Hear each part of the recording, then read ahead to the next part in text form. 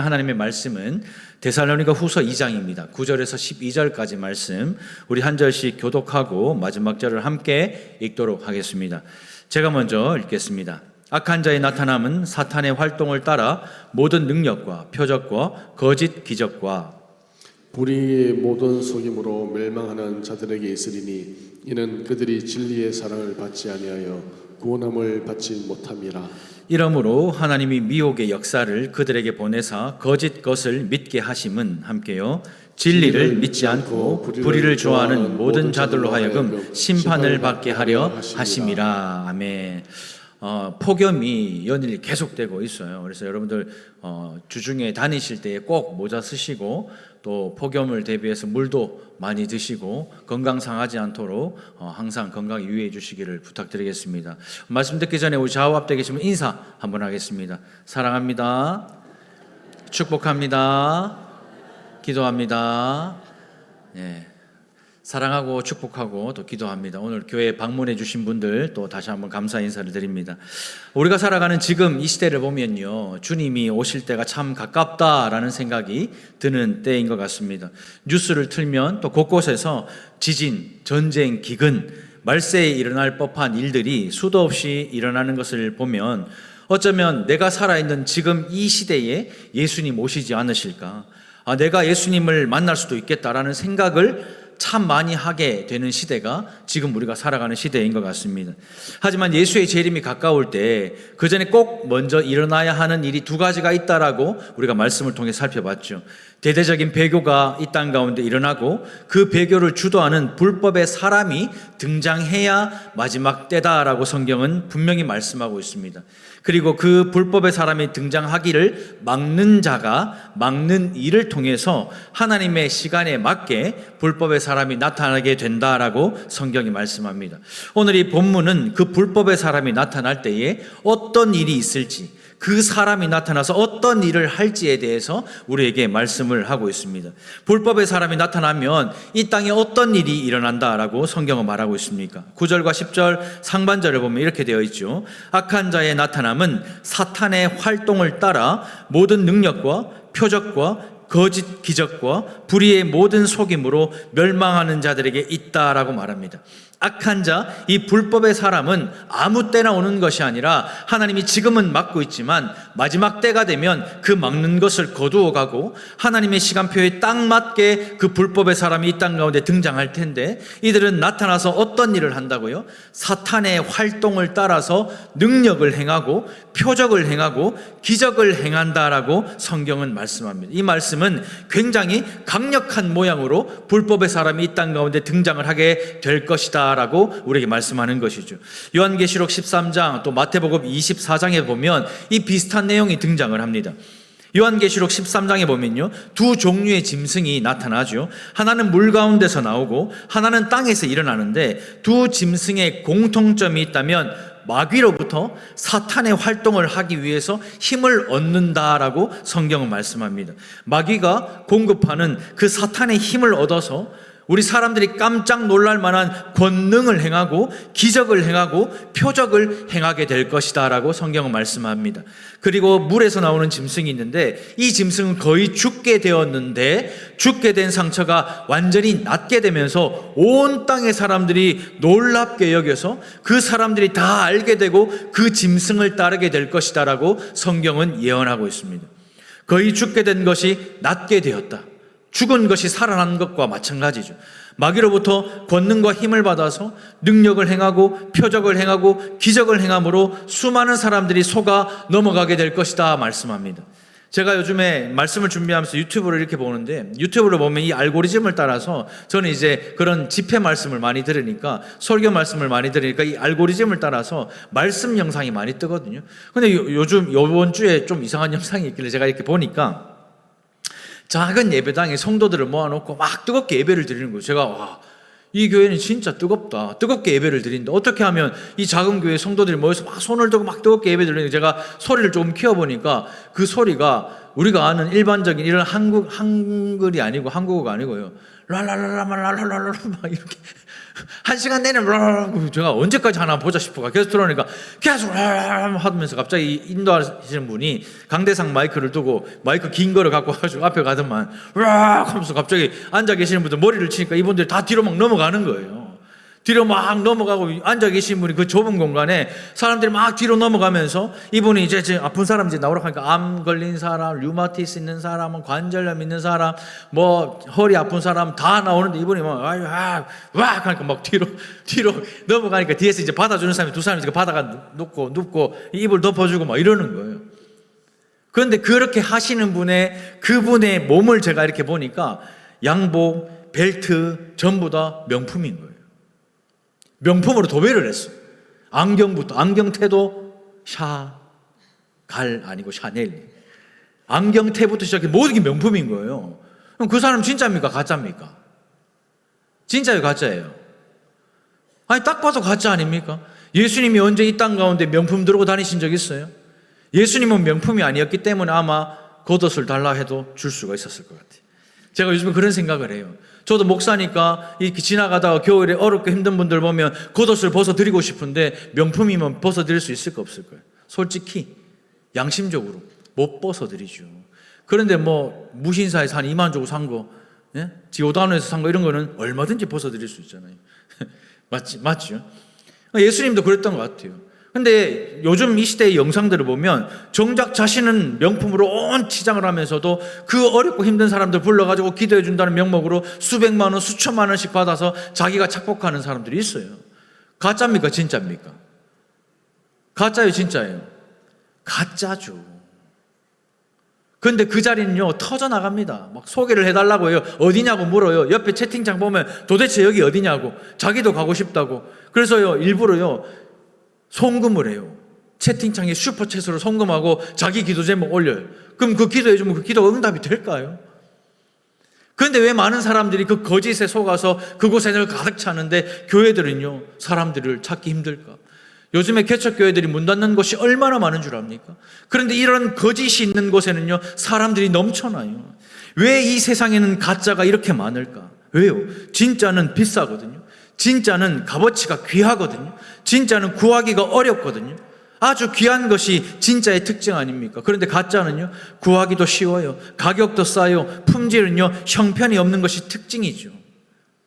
제가 예전에 중국 선교 한참 다닐 때 루이비 땡 그 A급 그걸 가지고 제가 그때 만나던 자매한테 선물을 줬어요. 딱 봐도 A급이에요. 와, 정말 제가 꼼꼼히 다 봤어. 안에 있는 천까지도 루이비통으로 다 돼 있어요. 그래서 이거는 진짜 A급이다. 돈도 그 당시에 한 3만 원 줬거든요.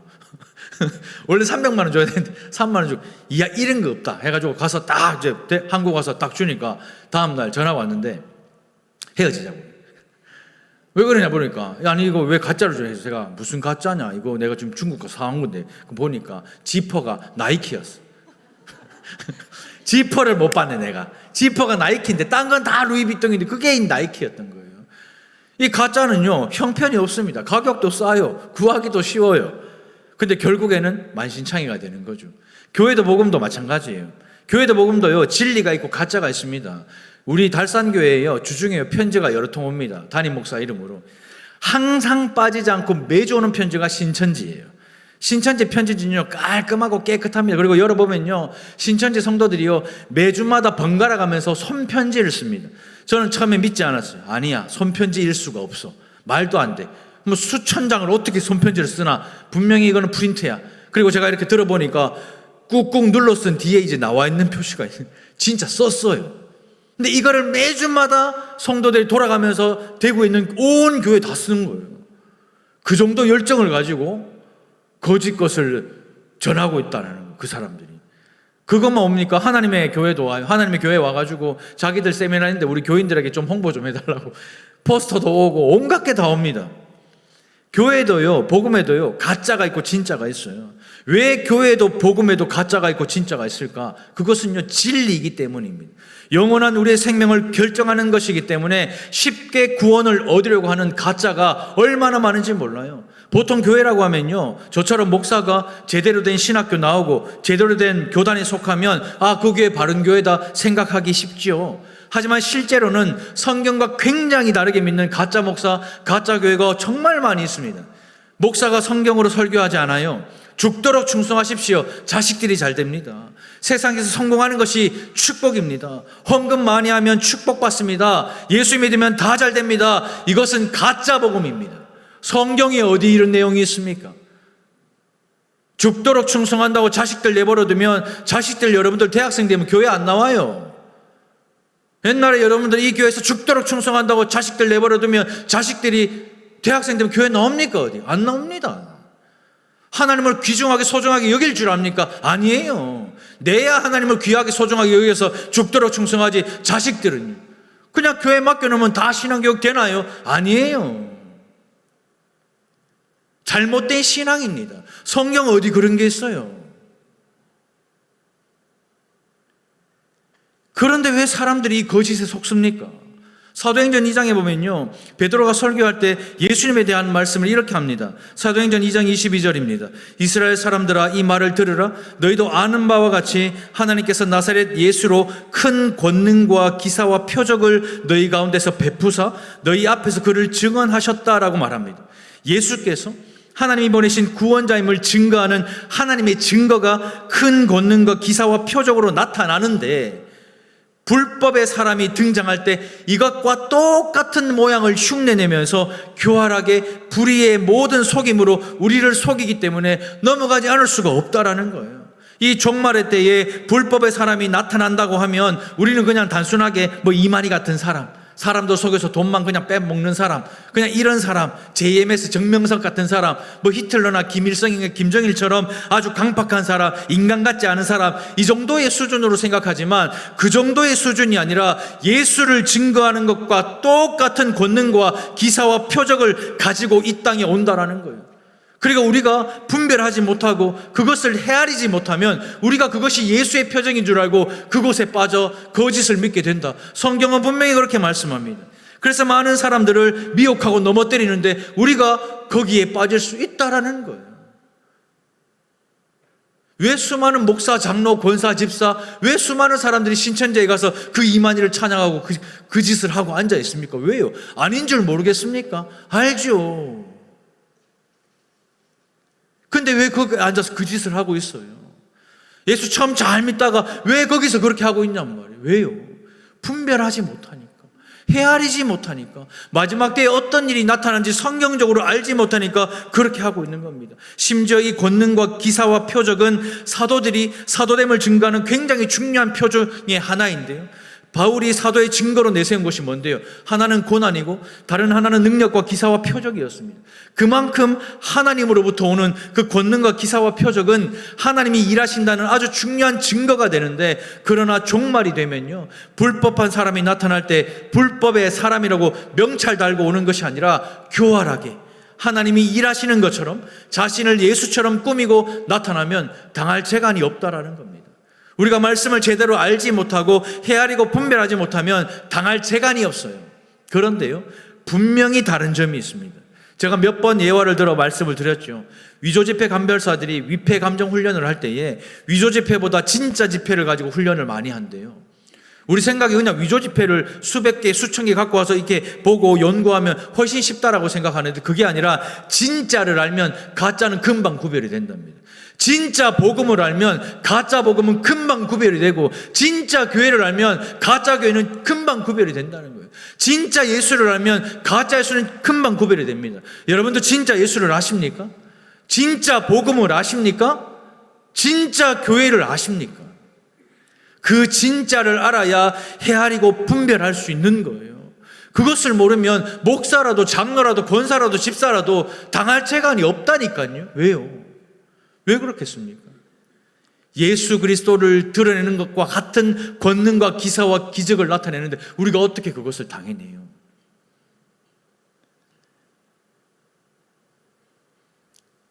예수님처럼 꾸미고 나타나서 큰 권능과 기사와 표적을 일으키지만 가만히 자세히 보면 불의의 속임이라는 걸 압니다. 거짓 권능이고 거짓 기사고 거짓 표적이고 불의의 속임이라는 사실을 알게 되는 거예요. 그렇다면 어떻게 그것을 헤아리고 분별할 수 있을까요? 권능과 기사와 표적이 하나님을 사랑하게 하고 이웃을 사랑하는 것인지를 딱 보면 알아요. 자기 배를 채우고 이 교회를 더 좋게 하고, 그것은요 불의의 속임입니다. 제가 여러분들 헌금 받아서 좋은 옷 입고 좋은 차 타고 좋은 집 살고 좋은 거 먹고 맨날 좋은 것만 먹으면 저는 불의의 속임, 사탄과 똑같은 거예요. 여러분들 헌금 받아서 어쨌든지 교회를 더 아름답고 복되게 하고 이 지산동, 이 비산동, 이 지역에서 제일 좋은 교회로, 제일 뽀대 나는 교회로 만들면 그건 불의의 속임이죠. 여러분들 딱 보면 알잖아요. 하나님을 사랑하고 이웃을 사랑하는 것인지 그렇지 않은 것인지를 딱 보면 압니다. 불의의 속임은요 하나님을 사랑하는 것이 아닙니다. 하나님을 영화롭게 하는 것이 아니에요. 이웃을 유익하게 하는 것이 아닙니다. 나의 영광을 위한 것이고 나의 유익을 위한 것입니다. 그래서 많은 성도들은요 그들의 말은 꼭 들어야 하는 것처럼 보이기 때문에, 그들의 말을 듣지 않으면 손해보는 것 같기 때문에 많은 사람들이 믿음 다 져버리고 그들을 따르는 어리석음을 범하는 것입니다. 예수께서 이 땅에 오셔서 사시는 동안에 단 한 번도요 예수님은 자신에게 초점을 맞춘 적이 없어요. 예수님 언제 제자들을 막 질타해가지고 제자들이 보러 오는 것으로 먹은 적이 있습니까? 예수님 언제 다른 사람들에게 자랑할 만한 옷 입고 신발 신고 차 타고 다닌 적 계십니까? 예수님 언제 늘 배가 고프고 늘 줄이고 늘 힘들고 늘 어려운 사람들과 함께 있었지, 예수님 언제 권력 있고 권세 있는 그 사람들 앞에 가서 딸랑딸랑거리면서 하신 적이 있어요? 없잖아요. 그런데 우리는 왜 이 세상을 살아갈 때 예수님처럼 살지 않고 예수님과 같이 살지 않고 왜 이렇게 살죠? 예수를 믿는다면서요. 진짜 예수를 안다면서요. 그런데 왜 대접받기를 좋아하시죠? 그런데 왜 사랑받기를 좋아하시죠? 여러분들 예수를 잘 안다면서요. 예수를 믿는다면서요. 예수님 단 한 번도 자신에게 초점을 맞춘 적 없어요. 모든 것이 아버지 하나님에게 초점을 맞추었습니다. 예수님께서 죽은 자를 살리고 병든 자를 고치고 귀신을 쫓아낼 때에 많은 사람들이 예수님 앞에서 박수칠 때 예수님 뭐라 했는데요? 아니야, 하나님 아버지께 영광을 돌리라고. 심지어 십자가 앞에서도요 하나님께 영광을 돌리는 분이 예수이십니다.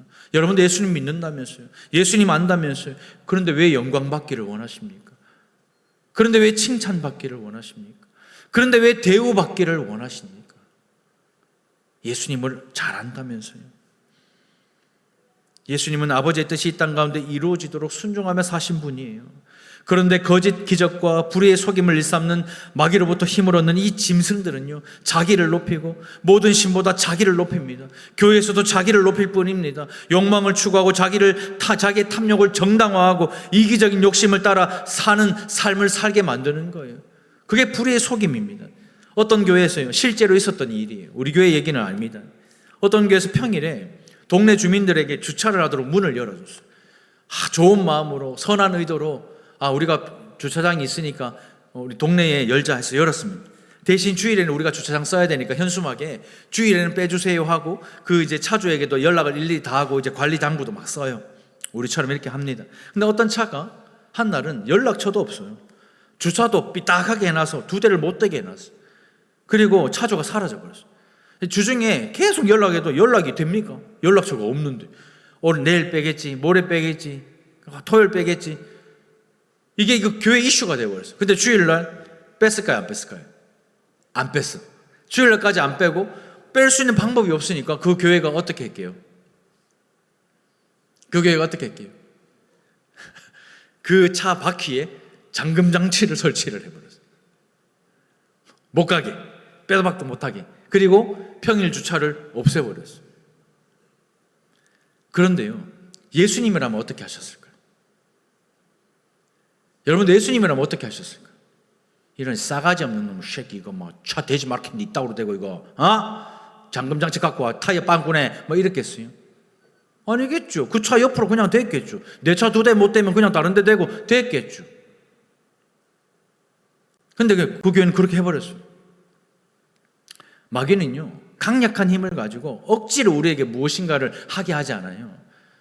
마귀가요 우리에게 막 붙들어가 목 눌러가 해 절대 마귀는 이렇게 우리에게 하지 않습니다. 굳이 그렇게 하지 않아도 될 정도의 우리이기 때문에 교활하고 교묘하게 그냥 속이기만 하면 되지, 굳이 강력한 힘으로 억지로 우리를 안 끌고 가도 돼요.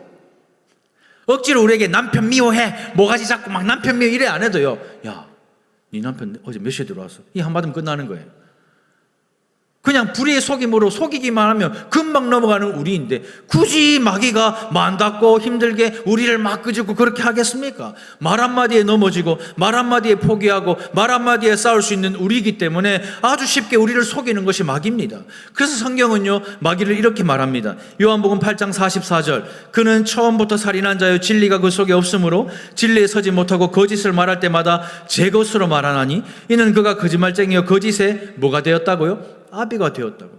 마귀는요, 아담과 하와를 유혹해서 죄를 지어 사망하게 만든 장본인이 마귀입니다. 마귀의 아주 중요한 특징 중에 하나가 뭐라고요? 거짓말이거든요. 불의의 속임으로, 거짓 기적으로 우리를 미혹해서 넘어뜨리는 겁니다. 거짓 권능, 거짓 기적, 거짓 이적으로 우리를 속여서 넘어뜨리는데, 그런데 우리가 왜 이렇게 잘 속을까? 그것은요, 우리가 약하기 때문에 또 그렇지만 마귀가 진짜 대단한 변신술의 귀재이기 때문에. 고린도후서 11장 14절입니다. 사탄도 자기를 광명의 천사로 뭐 한다고요? 가장한다고. 사탄도 자기를 광명의 천사로 가장합니다. 여러분들에게 와서 사탄이 힘들었지, 괴로웠지, 애썼다, 이 말이 사탄의 말일 수도 있다는 거예요. 사탄이 광명의 천사로 가장하여 우리 앞에 나타나서 하나님이 말하는 것처럼 말한다면 안 속아 넘어갈 사람 여기 누가 다 있습니까? 다 속아 넘어가겠죠. 광명의 천사로 가장해서 권능과 기사와 표적을 일으켜 믿게 만드는데, 그래서 헤아리고 분별하는 것이 쉽지 않다는 거예요. 그러므로 마지막 때를 살아가는 성도인 우리는 헤아리고 분별하여 이 빛과 소금으로 부르심을 받은 대로 믿는 대로 사는 것이 매우 중요한 것입니다. 불의한 자들의 특징을 알면요, 분별하고 헤아리기가 쉽겠죠. 그렇다면 불의한 자들의 특징이 무엇인가? 두 가지. 첫 번째는 이것입니다. 같이 한번 읽겠습니다. 시작. 진리의 사랑을 받지 않습니다. 불의한 자는요, 진리의 사랑을 받지 않아요. 10절 하반절을 보면요, 그들이 진리의 사랑을 받지 아니하여 구원함을 받지 못함이라 말합니다. 첫 번째 특징은 진리의 사랑을 받지 않는다라고 성경은 분명하게 이야기합니다. 기독교 진리는요, 이론이 아니고 실제입니다. 왜 그러냐? 요한일서 4장 16절, 하나님이 우리를 사랑하시는 사랑을 우리가 알고 믿었노니 하나님은 뭐라고요? 사랑이시라고요. 그 사랑 안에 거하는 자는 하나님 안에 거하고 하나님도 그의 안에 거한다고요. 우리가 믿는 이 진리 복음은요, 실제입니다. 지금 우리가 예수 그리스도를 주라 고백하고 믿었다면 하나님이 우리 안에 있습니다. 아멘이십니까? 하나님이 여러분들 안에 다 계십니까? 아멘이십니까? 여러분도 하나님 안에 있습니다. 아멘이십니까? 근데 지난 한 주간 왜 그렇게 사셨습니까? 하나님이 여러분들 안에 있는데 왜 두려움 없이 사셨습니까? 하나님이 여러분들 심령 속에 있는데 왜 하나님을 두려워하지 않고 사셨습니까? 왜 아무 때나 말하고 아무 때나 생각하고 아무 때나 계획하며 왜 그렇게 사셨습니까? 하나님이 여러분들 안에 계시다면서요. 우리는 이것을 믿는다고 말하지만 실제로 믿는 것이 아니라 이론으로 믿는 거예요. 그냥 신앙생활하고 교회 나오면 다 되는 것처럼 착각하며 사는 거예요. 진리이신 하나님이 사랑을 고백하고 사랑을 가르치고 사랑을 보이고 이웃을 사랑하는 그 삶을 가르치는데 우리는 모두 거절하는 겁니다. 진리의 사랑을 받지 않는 것, 결국 하나님을 받지 않으면 자발적이고 고의적으로 반복적으로 이 진리의 사랑을 거절하면 결국은 구원을 받지 못합니다. 목사든 장로든 권사든 집사든 성도든 우리 집이 몇 대째 예수 믿든 전혀 상관없이 고의적으로 자발적으로 반복적으로 하나님의 말씀을 거절하고 진리의 사랑을 거역하면 결국은 구원을 받지 못하게 될 것입니다. 두렵지 않으세요? 두렵지 않으십니까? 하나님이 사랑을 가르치고 사랑을 고백하고 사랑을 보여주셔서 우리에게도 똑같이 살라고 명령하셨는데 우리는 세상에서 사랑을 가르치지 않고 사랑을 보이지 않고 사랑을 고백하지 않는다면 구원받지 못한다니까요. 두렵지 않으세요, 여러분들? 그냥 달산교회 나와서 예배당에 앉아서 시원한 에어컨 바람 밑에서 말씀 들으면 다 구원받는 줄 착각하지 마십시오. 성가대 한다고 가운 입고 앉아서 하나님을 찬양한다고 다 구원받는다고 착각하지 마세요. 나의 신앙 고백이 없으면 구원은 없는 거예요. 아빠의 신앙 고백이 자식을 천국 가게 만드는 게 아닙니다. 남편의 신앙 고백이 아내를 천국 가게 하는 게 아니에요. 목사의 신앙 고백이 여러분들을 천국 가게 하는 것이 아니란 말이에요. 진리의 말씀을, 하나님의 이 사랑을 자발적으로, 고의적으로, 반복적으로 거절하면 구원받지 못합니다. 우리 인생을 잠시 한번 돌아보십시다. 여러분들 살아온 삶을 돌아보면 생명의 말씀인 진리가 내 가슴에 와닿고, 진리의 말씀이 나의 관점을 바꾸고 나의 삶을 바꾸는 일이 늘 반복해서 일어납니까? 매주마다 여러분들 말씀 들을 때마다 이 일들이 여러분들에게 일어났어요? 그렇지 않잖아요. 그런데 왜 오늘 이 예배 때는 이 일이 일어나도록 간절한 소망과 기대가 여러분들 없습니까? 왜 지난주와 똑같은 표정과 똑같은 태도로 이 자리에 앉아서 하나님을 예배하십니까? 이것이 뭔데요? 자의적으로, 고의적으로, 자발적으로, 반복적으로 거절하는 거예요. 저는 너무 두려워요. 제가 목회한 이 달산교회 성도들이 천국의 그 자리에 없을까? 아니, 제가 없을까? 저는 매일의 삶이 너무 두렵습니다. 하나님을 하찮게 여기고 하나님을 가짠게 여기는 그런 성도들이 있을까 봐 너무나 겁이 나요. 하나님의 말씀이 선포돼도 아무런 반응이 없는 그런 성도들을 보면 너무나 겁이 나요.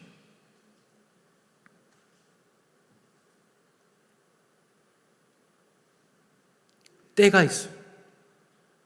언제든지 하나님은 사랑이시니까 언제든지 하나님은 사랑을 베푸실 거야.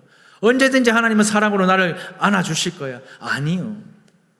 여러분의 삶에서 그런 놀라운 역사가 임하는 시기가 있잖아요. 제가 지난주에 윤정만 집사님 소천했다는 소식 듣고 너무 어처구니가 없는 거예요. 그런데 어떻게 소천했나 여쭤보니까 수요일 날 우리가 1층에서 예배 드리니까 송출을 하지 않으니까 다른 교회 수요예배 영상 틀어서 보시다가 화장실 가시다가 소천을 하나님이 부르신 거예요. 얼마나 복돼요. 얼마나 아름답습니까? 그때인 거예요.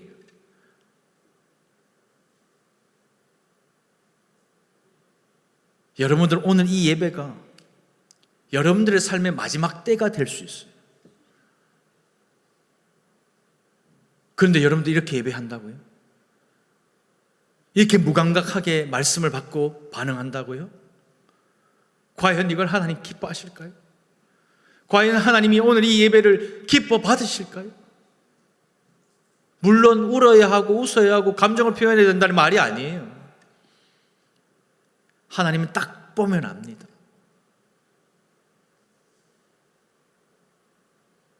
저는 여러분들이 예배를 드릴 때에 오늘 이 한 번의 예배가 나의 마지막 예배다, 그렇게 믿고 예배드리기를 소망을 합니다.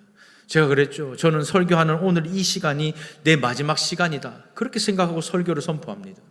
후회가 없도록, 후회가 남지 않도록, 죽 썼다고 내 스스로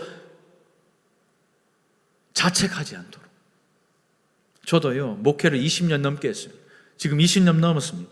제 목회 삶을 돌아보면 정말 잊지 못할 소중한 시간 중에 하나가 언제냐? 대구를 떠났을 때였어요. 제가 이 교회에서 태어나고 이 교회에서 자랐고 이 교회에서 전도사가 되고 대구를 한 번도 떠나본 적이 없는 사람이, 보수적인 사람이 이 대구 땅을 떠나서 부산으로 이사를 가야 되는데, 또 새로운 교회에 부임을 해야 되는데, 그때가 목사 안수 받은 지 딱 2개월 지난 때예요.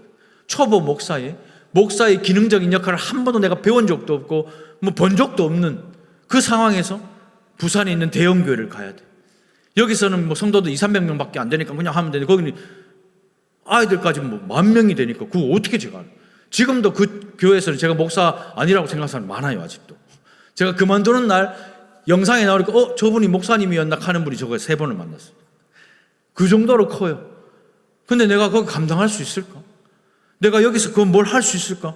진짜 겁나는 거예요. 오죽하면 제가 부임하고요, 처음 특별 새벽기도회가 이제 3일 뒤에 있는데 모든 목사들은 나와서 안수기도를 해야 된다는 거예요. 내가 안수기도 해본 적이 한 번도 없는데 안수기도를 해야 된다는 거예요. 그래서 제가 한 번도 해본 적이 없는데 이제 당일이 되어서 새벽에 막 기도하는데 이제 목사님들 나오래요. 목사가 30명이 강단에 이렇게 쭉 섭니다.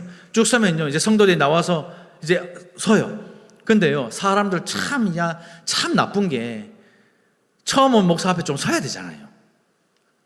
그냥 자기가 아는 목사, 좋아하는 목사한테만 서요.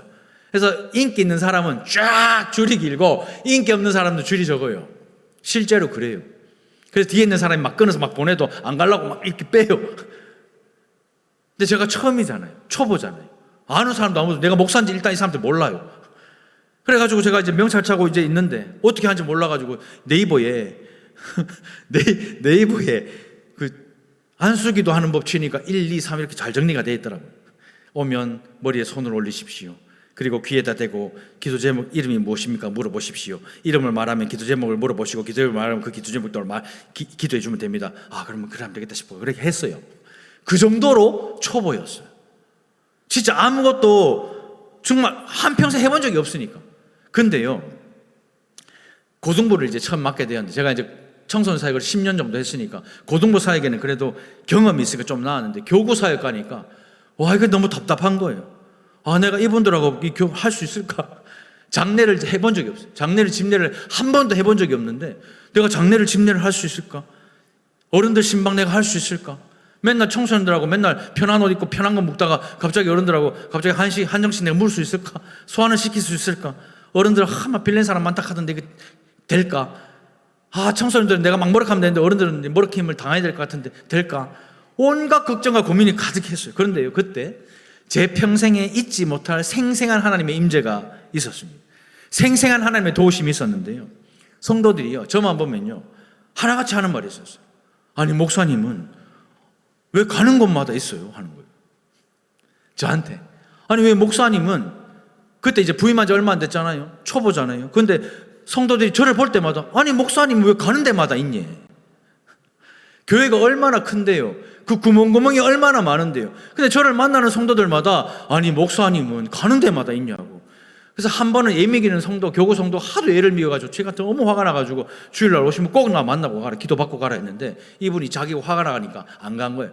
본당에 계단 타고 내려오면 뒷구멍으로 나가는 길이 있으니까 자기가 이날 가야지 가는 거예요. 근데 유독 그날 제가 본당 안에 있고 싶어가지고 있었는데 요래 내려오다가 딱 마주친 거예요. 내가 하니까 자기도 하고 하다가 왜 여기 있노 하다가 그렇게 내가 왜 여기 있을까요? 하다가 만나가 기도해주고 이렇게 보낸 적도 있어요. 그래서 그분이 하는 말, 아니, 목사님은 가는 곳마다 있대. 진짜 제가 가는 곳마다 있었을까요? 제가 한번 분신술인가요?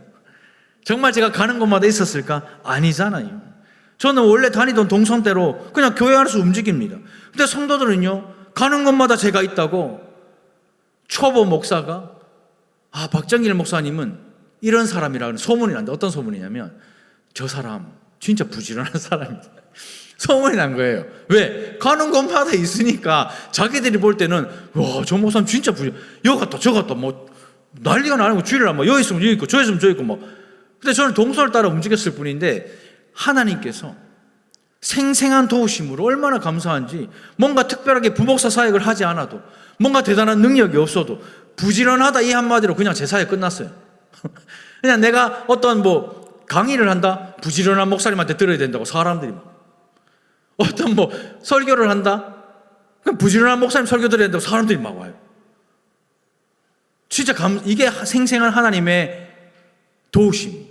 그러다가요, 제가 타교단이 총공회잖아요. 근데 거기는 합신교단이에요. 근데 타교단 목사가 그 대형교회에서 총괄 목사 하기가 쉽지 않거든요. 근데 제가 그 교회에서 총괄 목사가 되었어요. 진짜 하나님의 도우심이죠. 그렇게 총괄 목사가 되고 보니까 사역이 너무 편해지는 거예요. 이제는 지시하는 자리에 있어요. 이제 50명 사역자들 불러가 지시만 하면 되고, 이제 한 거 내가 보고만 받고 담임 목사님한테 가서 이렇게 했으니까 이렇게 하면 됩니다. 이런 위치에 있으니까 너무 편한 거예요. 제 자리도 따로 딱 마련되어 있고 자리도 널찍하고 제 사무실이 딱 이렇게 있으니까 너무 좋은 거예요. 근데 이때 성도들의 입에서 무슨 말이 나오냐면 목사님 어디 계세요? 이 말이 나오는 거예요. 그전에는 뭐라고요? 아니, 목사님 왜 여기 계세요? 했는데 총괄 목사가 되고 좀 편해지고 좀 나태해지니까 뭐라고 한다고요? 목사님 어디 계세요? 제가 처음에는 그냥 웃고 넘겼는데 점점 갈수록 이거 하나님이 도우심을 거두어 가는 게 아닌가? 그런 생각이 드는 거예요. 총괄 목사로 그 교회에 있으면요, 그냥 편안하게 쭉 있다가 좋은 교회, 큰 교회 나오면 1순위로 가면 되거든요. 그런 생각들이 내 안에 있으니까 나태해지는 거예요. 점점 하나님의 생생한 도우심이 사라지고 성도들의 입에서 보는 사람마다 목사님 어디 계세요? 목사님 어디 계세요? 이 질문을 하는데 처음에는 아무렇지도 않았는데 나중에 되니까 이거 하나님이 도우심을 거둬가는 거 아니에요? 저는 제가 부지런한 줄 착각했는데 그게 아니었어요. 하나님께서 생생한 도우심으로 도와주셨기 때문에 어디를 가도 목사님 계시네요, 부지런하시네요, 이 칭찬을 받게 되었는데 이걸 거둬가니까 뭐라고요? 어디 계세요? 이 질문으로 바뀌어버리는 거예요. 그래서 제가 목회자로 다시 살기 위해 사임하고 대구로 다시 돌아온 거예요. 거기 있으면 편하죠.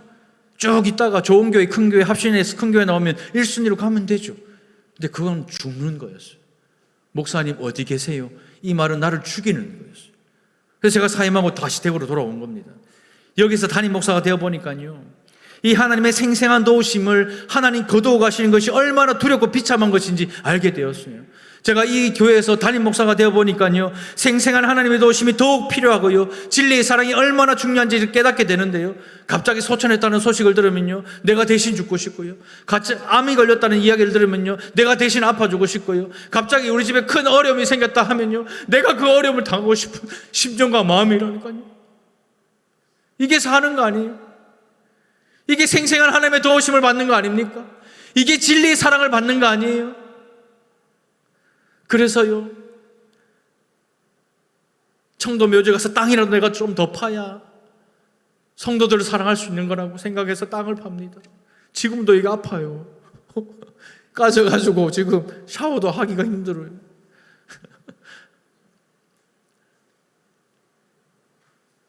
그게 목회자의 마음이지만 그게 하나님 아버지의 마음이에요.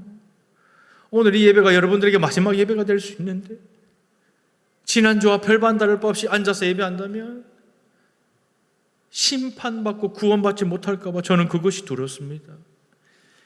진리의 말씀이 여러분들의 삶에 들어와서 여러분들의 생각을 바꾸고 보는 것을 바꾸고 삶을 바꾸고 인격을 바꾸고 말을 바꾸고 표정을 바꾸는 때가 있는데 우리는 어리석게도 그 은혜를 받는 일이 언제든지 가능하다, 내가 마음만 먹으면 된다, 그런 것처럼 예배를 드리니까 은혜가 없는 거예요. 그래서 우리는 예배의 자리보다 세상의 자리를 먼저 하잖아요. 예배의 자리가 뭐가 중요합니까? 세상에 돈 버는 자리가 중요하지. 예배의 자리가 무엇이 중요합니까? 세상에서 인정받는 자리가 중요한 거 아닙니까? 주 예수보다도 귀한 것은 없다면서요. 이 찬양을 하나님께 여러분들 간절히 드리잖아요. 그런데도 세상의 자리를 최우선으로 삼고 예배는 차선일 뿐이잖아요. 그러니 진리의 사랑을 경험하는 것이 무엇인지, 하나님을 의지하는 것이 무엇인지, 내 삶의 자리에서 진리의 사랑을 경험하는 것이 무엇인지를 모르고 살아가는 겁니다. 그러니 내 삶에 문제가 생기면 그 문제에 짓눌려가지고 죽겠다 살고 가는 거죠. 신앙이 그저 성경책 종이 안에만 머물러 있고 교회 안에만 머물러 있는 거예요. 진리의 사랑을 받는 것은 언제나 가능한 일이 아니에요, 여러분들.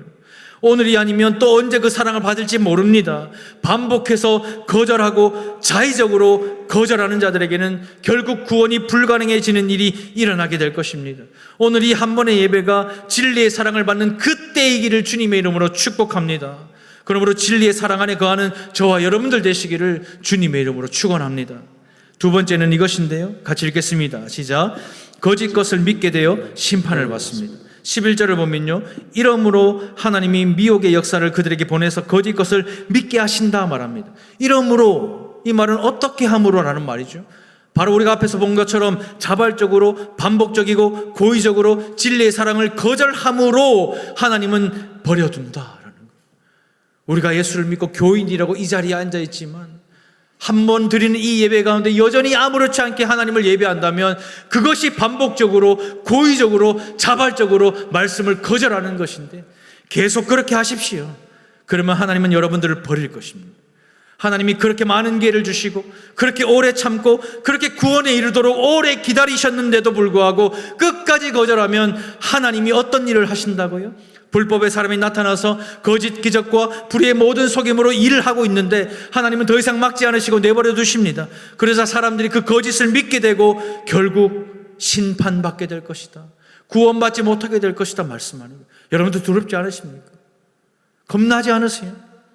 복음을 전해보면요, 사람들이 안 믿는다, 안 믿어진다, 안 믿긴다 이렇게 말하지만 여러분들 유튜브 보면서 거짓말을 얼마나 쉽게 믿는지 몰라요.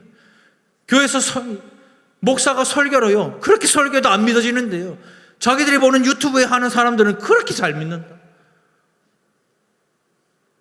성경이 말하는 것은 믿지 않고 세상이 말하는 건 그렇게 잘 믿습니다. 그런데요, 끝까지 안 듣잖아요. 하나님은 이렇게 하십니다. 내버려 두세요. 로마서 1장 24절 같이 한번 읽어볼까요? 시작. 그러므로 하나님께서 그들을 마음의 정욕대로 더러움에 내버려 두사 그들을 몸을 서로 욕되게 하게 하셨다. 26절입니다. 이 때문에 하나님께서 그들을 부끄러운 욕심에 어떻게 해요? 내버려 두셨으니 곧 그들의 여자들도 순리대로 쓸 것을 받고 영리로 쓴다. 28절이요. 또한 그들이 마음에 하나님 두기를 싫어하며 하나님께서 그들을 그 상실한 마음대로 어떻게 해요? 내버려 두사 합당하지 못한 일을 하게 하셨다. 하나님은 사랑이시니까 나를 버리지 않겠지. 아니요. 하나님은 공의의 하나님이십니다. 하나님은 사랑의 하나님이시지만 공의의 하나님이십니다. 여러분들이 자발적으로, 고의적으로, 반복적으로 말씀을 거절하고 진리를 거절하면 내버려 두십니다. 우리의 구원에 있어서 가장 두려운 것이 뭔데요? 하나님이 우리를 제지하지 않으시고 우리의 욕망대로 행하도록 내버려 두시는 것이 무서운 거잖아요. 결국 그것이 불의가 되고 그들은 심판을 받게 될 것입니다. 멸망하는 자들의 마지막은 심판이에요. 그의 거짓말에 속아서 끝없이 그를 따라가다가 똑같이 심판당하게 될 것입니다. 지금 이 시대는요, 과거 어느 때보다도 주님 오심이 가까운 때 아닙니까? 많은 사람이 미혹의 역사로 진리를 믿지 않고 불의를 좋아하면서 하나님을 무시하고 하나님을 거스르는 시대가 지금 우리가 살아가는 이 시대의 모습입니다. 이런 시대에 성도인 우리는 진리의 사랑을 받은 자들입니다. 십자가의 그 사랑을 받은 자들입니다. 그런 우리에게 하나님이 원하시는 것이 뭔데요? 다름이에요. 틀림이 아니라 다름입니다. 세상 사람들과 똑같이 이 세상을 살아가지만 그들과 다른 삶을 살기를 원하시는 거예요. 사람들이 하나같이 진리의 사랑을 받지 않고 미혹의 역사로 진리를 믿지 않고 불의를 좋아하는 이 세상을 사랑할 때에 성도인 우리는 달라야죠. 세상을 사랑하는 것이 아니라 말씀을 사랑하고, 세상을 쫓아갈 것이 아니라 말씀을 쫓아가고, 세상을 붙드는 것이 아니라 말씀을 붙들어야죠. 그게 다른 거예요. 이 시대를 살아가는 불의의 사람들과 성도는 달라야 합니다. 빛은요, 어두울수록 밝게 빛나는 거예요. 소금은요, 부패를 늦추는 법입니다. 하나님은 여러분과 제가 이 불의한 시대에 불의한 사람들과 함께 살아가는 세상에서 진리의 사랑을 받은 자처럼 빛과 소금의 삶을 살기를 기대하시는 거예요. 오늘도 내일도 모레도 주님 다시 오실 때까지 날마다 우리에게 기대하는 것이 바로 이것입니다. 오늘 말씀을 통해서 거짓 것을 믿게 되어 심판받는 어리석은 자가 아니라 빛과 소금이 되십시오. 그 영광을 받는 성도들 되시기를 주님의 이름으로 축원합니다. 말씀을 맺습니다. 지금은 마지막 때예요. 이때 등장하는 악한 자들은 그냥 나쁜 어떤 일을 하는 그런 사람들이 아니라 사탄의 활동을 따라 광명의 천사로 가장해서 권능과 기사와 표적을 일으켜서 성도인 우리를 속임으로 믿게 만들어 구원을 잃어버리게 만들고 구원받지 못하는 자리로 우리를 끌고 갑니다. 헤아리고 분별하지 못하면 자발적이고 반복적이고 고의적으로 진리의 사랑을 거절하고 진리의 말씀을 거절하면 결국 그 진리의 사랑을, 그 진리의 말씀을 거역하게 되면서 구원을 받지 못할 것입니다. 오늘 이 한 번의 예배가 진리의 사랑을 받는 여러분들 마지막 기회가 될 수 있어요. 오늘 드리는 이 한 번의 예배가 내 인생에서의 한 번이 아니라 마지막 예배가 될 수 있단 말입니다. 그런데 끝까지 안 들으면 하나님은 버려두세요. 버리십니다.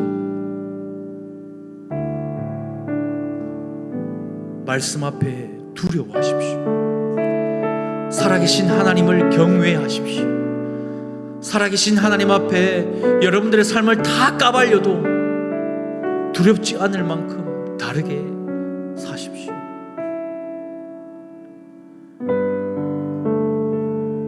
끝까지 들지 않으면 하나님이 우리를 제지하지 않으시고 욕망대로 행하도록 버려두실 거예요. 결국 거짓 것을 믿게 되고 그것이 불의가 되어 심판받게 될 것입니다. 멸망자들의 마지막은 심판이에요. 그러므로 마지막 때를 살아가는 성도인 우리는 헤아리고 분별하여서 빛과 소금으로 부르심을 받은 대로 살아가는 성도가 되시기를 주님의 이름으로 축복합니다. 사는 대로 믿는 것이 아니라 믿는 대로 살아가는 주님의 사랑에 다 매여 있는 저와 여러분들 되시기를 주님의 이름으로 축원합니다. 우리 지금 말씀을 생각하면서 같이 한번 기도할까요? 우리 이렇게 기도합시다. 진리의 사랑을 자발적으로 반복적으로 고의적으로 거절하는 어리석은 성도가 되지 않도록 하나님, 오늘 이 한 번의 예배가 진리의 사랑을 받는 예배가 되어서 내가 거짓 것을 믿지 않고 진리를 믿는 교회와 성도가 되게 하여 주시옵소서. 우리 시간 주여 역사하여 주옵소서. 우리 한번 부르짖고 함께 기도하겠습니다. 주여 역사하여 주시옵소서.